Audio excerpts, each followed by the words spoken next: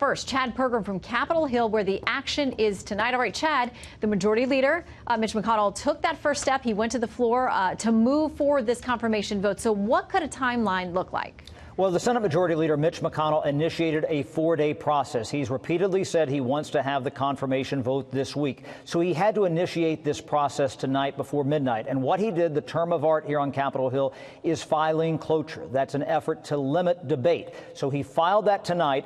By Senate rule, that needs a day to lay over. So tomorrow, day 2, it lays dormant, and then it ripens like a fruit on Friday. That means it's available for a vote. That's the procedural vote to cut off debate.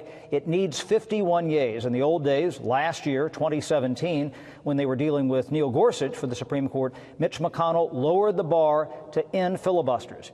It used to be 60. It's now down to 51. And so if you have invoked cloture on day 3, Friday, voted to cut off debate, then a 30-hour clock begins to run.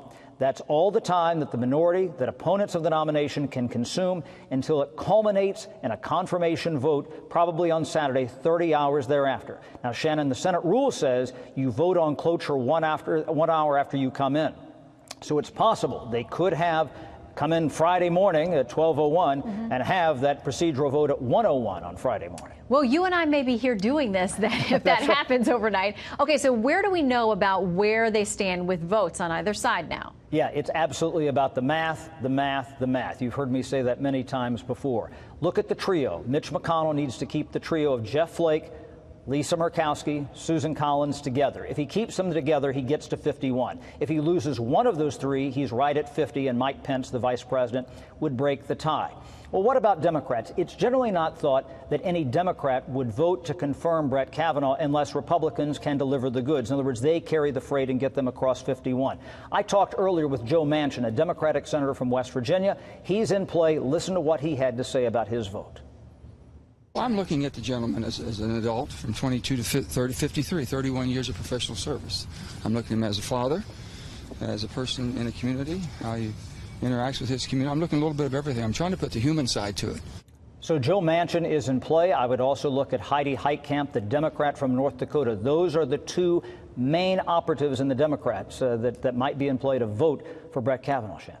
Okay, so how tense are things on Capitol Hill with all of this going on? We've heard quite a bit about what you're experiencing there, and the members as well. I tell you, it's been absolutely supercharged. You've had protesters in the hallway. We're expecting a lot of more protesters tomorrow. You've had U.S. Capitol Police escorting senators to and from the Capitol when they had to come and vote. We had a story break tonight where an unpaid Democratic intern for Sheila Jackson Lee has been arrested by the U.S. Capitol Police for doxing 3 of the Republican senators on the Judiciary Committee.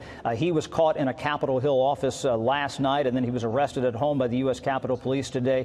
You had Mitch McConnell saying that we're not going to be intimidated by these protesters harassing Republican senators in the hall. And then you had Chuck Schumer, the minority leader, basically going right up to the edge where he almost called Mitch McConnell a liar. He said, I'm not going to use the L word. He's using falsehoods, he said. You don't hear that sort of language here on Capitol Hill between the two leaders very often. The reason this nomination is dancing on the tip of a pin. It could go either way when you're dealing with 49, 50, 51 votes. That's why it's so tense, Shannon. All right, we understand. Chad Pergram, thank you very much. My pleasure. We'll pencil us in for Friday night, Saturday morning. We'll see how this goes.